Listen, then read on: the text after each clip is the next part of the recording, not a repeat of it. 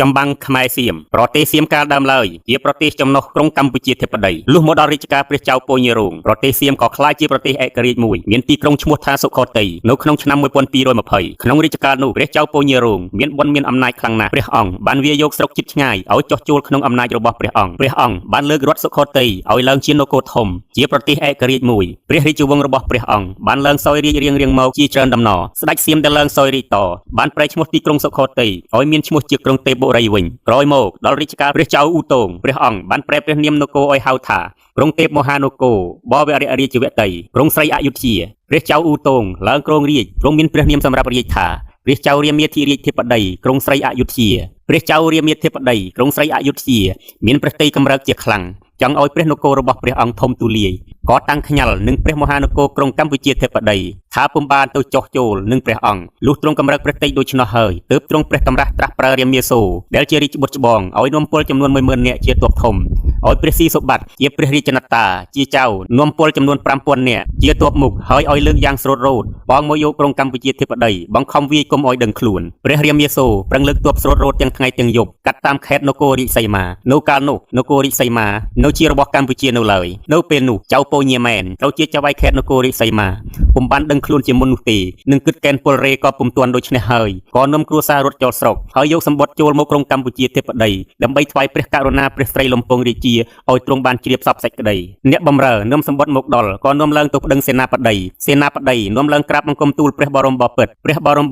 កាលទ្រង់ជ្រាបតាមសម្បត្តិនោះសពគ្រប់ប្រការហើយព្រះអង្គទ្រង់ព្រួយព្រះតីជាខ្លាំងណាស់សម្បត្តិមកដល់វេលាថ្ងៃត្រង់លុះថ្ងៃរសៀលជិតប្រលប់កងទ័ពសៀមក៏លើកមកដល់ព្រះនគរពេញដេដាសណែនណាន់តាន់តាព្រមទាំងប្រដាប់ទៅដោយគ្រឿងសាស្ត្រាវុធប្រុងប្រៀបបោះបន្ទាយរាជចម្រូងក្នុងទីនោះជាបន្ទាន់ព្រះបាទសម្ដេចព្រះស្រីលំពងរាជាស្ដេចបានទ្រង់ជ្រាបថាទ័ពសៀមលើកមកដល់ដូច្នេះហើយទ្រង់ក៏ត្រាស់ប្រើសម្ដេចព្រះមហាឧបរាជឲ្យប្រជុំសេនាទាហានឲ្យចេញទៅកេណ្ឌអស់រាជប្រជាបណ្ដាអ្នកនៅព្រៃនគរទាំងប៉ុន្មានតាំងពីថ្ងៃរសៀលដល់ប្រលប់ពុំទាន់បានគ្រប់ពលសេនាចំនួន 200,000 នាក់នៅឡើយទេតែស្ដេចឲ្យកេណ្ឌមកប្រជុំទុកនៅមុខព្រះប្រលានហើយបានចែកអាវុធឲ្យកាន់គ្រប់ដៃលុះទ្រង់ចាត់ការបានត្រឹមនេះហើយទើបទ្រង់ពិភាក្សាសង្គ្រាមជាមួយនឹងព្រះរាជវង្សានុវង្សសេនាបតីនិងមន្ត្រីទាំងពួងថាព្រះនគរយើងបានសុខសប្បាយជាយូរយារណាស់មកហើយគ្មានសឹកសង្គ្រាមទេអស់រាពលពុំដែលបានហ្វឹកហ្វឺនគ្រប់គ្នាផងបើដូច្នេះតើអស់លោកនឹងយល់ថាយើងត្រូវធ្វើដូចម្តេចខ្លះខណៈនោះសម្ដេចព្រះមហាឧបរាជក្រាបទូលថាទ័ពសៀមដែលលើកមកនេះស្រូតរោតទាំងថ្ងៃទាំងយប់ឥតមានបងអង្គឥតឈប់ឈរឡើយរាពលរបស់វាក៏កំពុងតែនឿយហត់ហើយវាគង់តែមានការធ្វេសប្រហែសខ្លះជាមិនខានហើយវាបានមើលស្រាលយើងថាដូចជាយើងពុំមែនជាបរិសុទ្ធជាតិទាហានទ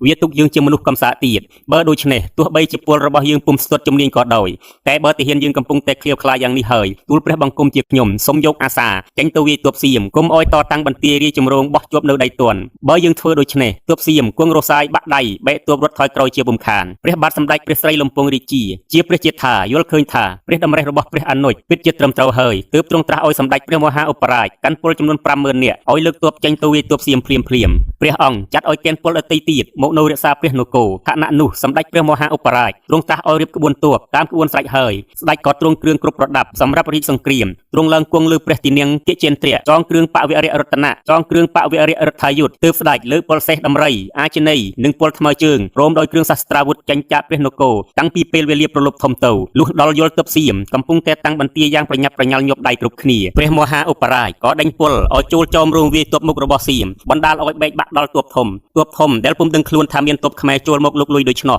ក៏ស្រាប់តែផ្អើលផិតភ័យចាប់គ្រឿងសាស្ត្រាវុធរក្សាខ្លួនទីតីហើយព្រះស៊ីសុបត្តិដែលជាមេទ័ពស្រួយនោះក៏ក្រឡាស់ព្រះអង្គឡើងគង់ព្រះទីន័ងកិជេនទ្រៈបញ្ជាពលសៀមឲ្យចូលច្បាំងកងទ័ពសៀមប្រកាប់គ្នានឹងទ័ពខ្មែរទៅវិញទៅមកយ៉ាងកក្រឹកកក្រែងសម្ដេចព្រះមហាឧបរាជស្ដេចបកិជេនទ្រៈប្រជុលនឹងដំរីព្រះស៊ីសុបត្តិឥតមានបងអង្គឡើយព្រះទីន័ងរបស់ព្រះមហាឧបរាជចាក់ត្រូវដំរីសៀមទ្រង់ក៏កាប់នឹងព្រះឆាវដាវត្រូវក៏ព្រះស៊ីសុបត្តិដាច់កធ្លាក់ពីលើខ្នងដំរីមកដល់ដីទទួលមរណៈភ្លាមទ័ពសៀមឃើញមេទ័ពរបស់ខ្លួនបរាជ័យដូច្នោះក៏បែរទ័ពប្រះយកតែព្រះអាយុរៀងខ្លួនទ័ពខ្មែរកាលបើមានជ័យជំនះហើយក៏ដេញទៅច្បាំងនឹងទ័ពសៀមទ័ពធំទៀតខណៈនោះព្រះរាមាសូរពុំបានដឹងព្រះអង្គជាមុនទេកេណ្ឌពលឲ្យចូលច្បាំងក៏ពុំបានទើបព្រះអង្គឲ្យទ័ពថយក្រោយត្រឡប់ទៅវិញជាប្រញាប់សម្ដេចព្រះមហាឧបរាជកាលព្រះអង្គមានជ័យជំនះសពគ្រប់ហើយទ្រង់ក៏ឲ្យចាប់ឃុំពលសៀមហើយចូលប្រមូលគ្រឿងសាស្ត្រាវុធឲ្យត្រឡប់ចូលព្រះនគរវិញនាំឡើងក្រាបទូលបង្គំថ្វាយសេចក្តីតាមតែមានជ័យជំនះគ្រប់ប្រការព្រះបាទសម្ដេចព្រះស្រីលំពងរាជាព្រះបរមរាជថាកាលទ្រង់ជ្រាបពីកិច្ចការសង្គ្រាមសពគ្រប់ប្រការហើយព្រះអង្គទ្រង់មានព្រះអំណរជាពន់ពេកណាស់ទ្រង់ព្រះរាជប្រទានព្រះរាជទ្រព្យជាច្រើនដល់សេនាទាហានតាមតែមានគុណបំណាច់តិចច្រើនគ្រប់គ្នា